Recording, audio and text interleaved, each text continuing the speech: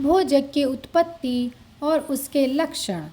अरुण पूछते हैं कि महाराज, यह भोजक कौन है, किसका पुत्र है और इसने ऐसा कौन उत्तम कर्म किया है कि ब्राह्मण आदि वर्णों को छोड़ इस पर आपका इतना अनुग्रह हुआ, यह आप कृपा कर कर वर्णन कीजिए। यह सुनकर सूर्य नारायण बोले कि हे अरुण, तुमने बहुत अच्छा प्रश्न किया। अब हम जो कथन करते हैं वे सावधान होकर श्रवण करो।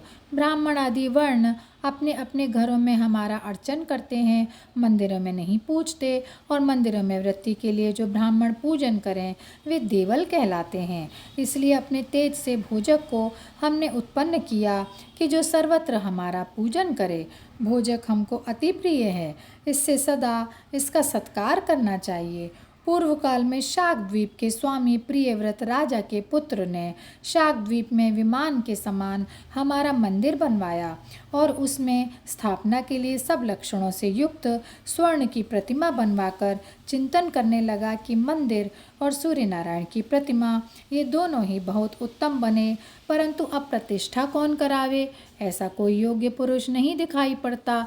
इस प्रकार चिंता करते करते हमारी शरण में आ गया। हमने भी अपने भक्त को चिंताग्रस्त देख प्रत्यक्ष दर्शन दिए और उससे पूछा कि हे राजा, जिस चिंता से व्याकुल हो रहे हो, शीघ्र हमको कहो कि दुष्कर कार्य भी तुम्हारा सिद्ध करें, क्योंकि तुम हमारे परम भक्त हो। तब राजा बोला कि महाराज, मैंने भक्ति से आपका मंदिर बनाया और स्वर्ण की सुंदर प्रतिमा निर्माण कराई, परंतु इस द्वीप में ब्राह्मण तो हैं ही नहीं, क्षत्रिय आदि 3 वर्ण हैं, वे आपकी प्रतिष्ठा करा नहीं सकते। इससे मुझे बहुत चिंता हो रही है। अब आप जो आज्ञा करें वही किया जाए। राजा की यह बात सुनकर सूर्य नारायण ने कहा कि ठीक है, इस द्वीप में 3 ही वर्ण हैं, वे प्रतिष्ठा नहीं करा सकते और हमारे पूजन के अधिकारी भी नहीं। यह वचन राजा को कहे हमने विचार किया। विचार करते ही श्वेत वर्ण के 8 पुरुष वेद पढ़ते हुए हमारे शरीर से निकले। ललाट से 2, वक्षस्थल से 2, किरणों से 2 और हमारे चरणों से 2। इस भांति 8 पुरुष उत्पन्न हुए। वे सब काशाय वस्त्र पहने थे और हाथों में कमल के पुष्प और करंड धारण किए हुए थे। वे सब हाथ जोड़कर हमसे प्रार्थना करने लगे कि हे पिता, हम आपके पुत्र हैं, आप आज्ञा दीजिए, किस कार्य के लिए हमको उत्पन्न किया है। यह सुन हमने उन 8 से कहा कि तुम इस राजा का कार्य करो। यह कहकर राजा से हमने कहा कि हे राजन, ये हमारे पुत्र प्रतिष्ठा करावेंगे। मंदिर की प्रतिष्ठा कर वे मंदिर इनको अर्पण कर दो। ये सदा हमारा पूजन किया करेंगे, परंतु देकर फिर इनसे हरण मत करना। हमारे निमित्त जो धन धान्य गृह भूमि ग्राम बाग नगर आदि मंदिर में अर्पण कराएंगे, उस सब के स्वामी इन हमारे पुत्र भोजकों को बनाओ। जिस भांति पिता के द्रव्य का अधिकारी पुत्र होता है, ऐसे ही हमारे धन के अधिकारी भोजक हैं, ब्राह्मण आदि वर्ण नहीं। हमारी यह आज्ञा पाकर राजा ने वैसा ही किया और भोजकों से प्रतिष्ठा कराकर वह मंदिर उनके अर्पण कर दिया। हे अरुण, इस प्रकार हमने भोजक उत्पन्न किए। हमारी प्रीति के अर्थ जो देना हो वह भोजक को देवे, परंतु भोजक का धन कभी ना हरे। जो द्वेष से, लोभ से अथवा प्रमाद से हरे तो अंधता मिस्र नामक नरक में जाए। हमारे सब धन का स्वामी भोजक है, परंतु भोजक में भी ये लक्षण होने चाहिए कि पहले वेद पढ़े, विवाह करे, नित्य संध्या त्रिकाल करे, दिन रात्रि में 5 बार हमारा पूजन करे, वेद ब्राह्मण और देवता उनकी कभी निंदा न करें, नैवेद्य बिना कोई पदार्थ भोजन न करे, शूद्र का उच्छिष्ट और शूद्र के घर जाकर कभी भोजन न करे, परंतु जो शूद्र अपने घर आकर दे जावे तो उसका अन्न लेने में कुछ दोष भी नहीं होता।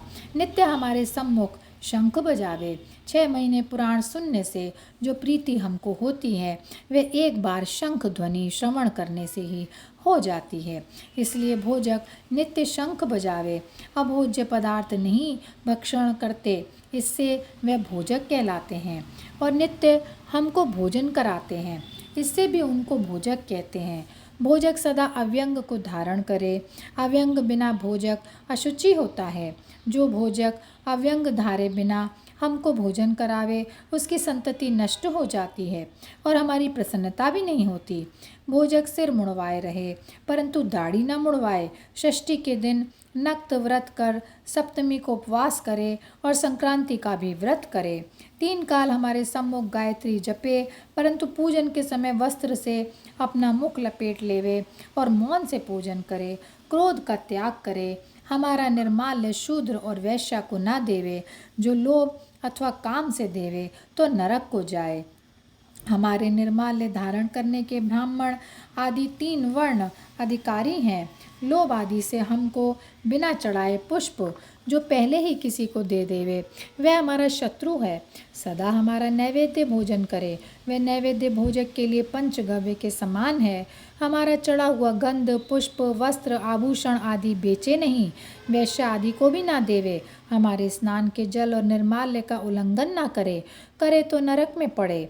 हमारे घृत दुग्ध जल आदि से ऐसी युक्ति करके स्नान करावे कि उसको कोई उल्लंघन नहीं करे और श्वान भी ना खाए। सदा पवित्र रहे। एक बार भोजन करे और क्रोध अमंगल वाक्य और अशुभ कर्म को त्यागे। ऐसे लक्षणों से युक्त भोजक हमको अति प्रिय है। उसका सदा सत्कार करना चाहिए। जो भोजक की वृत्ति को हरे तो हम क्रोध कर उसके कुल का ही संहार कर देते हैं। हे अरुण, पौराणिक भी हमको तुम्हारे तुल्य प्रिय है और हमारे मंदिर में मार्जन उपलेपन आदि करने वाला पुरुष भी हमारा प्रीति पात्र है। इतना कहकर परावसु बोले कि हे राजा, इस प्रकार अरुण को उपदेश कर सूर्य नारायण आकाश में भ्रमण करने लगे और अरुण भी सुनकर बहुत प्रसन्न हुआ। हे राजा, पौराणिक ब्राह्मण सूर्य नारायण को बहुत प्रिय है, इसलिए पौराणिक को ही दान देना चाहिए। ब्रह्मा जी कहते हैं कि हे विष्णु जी, परावसु के मुख से यह कथा श्रवण कर राजा सत्राजित और उसकी रानी विमलमती बहुत हर्षित हुए। पृथ्वी पर जहाँ जहाँ सूर्य नारायण के मंदिर थे सब में मार्जन और उपलेपन कराने लगे।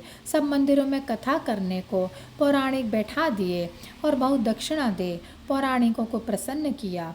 भांति भांति के उपचारों से भक्ति करके सूर्य नारायण का नित्य पूजन करने लगे। इस प्रकार राजा और रानी सूर्य नारायण की आराधना कर मनोवांछित फल पाते गए और यहीं पर यह अध्याय समाप्त होता है। हे सूर्य नारायण, हे सूर्य नारायण, हे सूर्य नारायण।